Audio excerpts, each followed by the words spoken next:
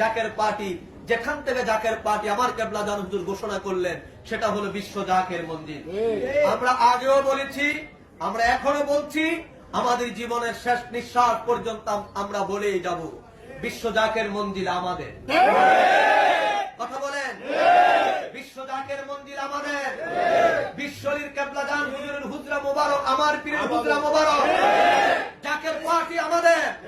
যদি এই নিয়ে কোন প্রকার সিরিবিরি করা হয়, সে পৃথিবীর যে শক্তি হোক না কেন, আমরা তার বিরুদ্ধে হুঙ্কার দিয়েছি, হুঙ্কার আমরা দেবই। কথা বলেন।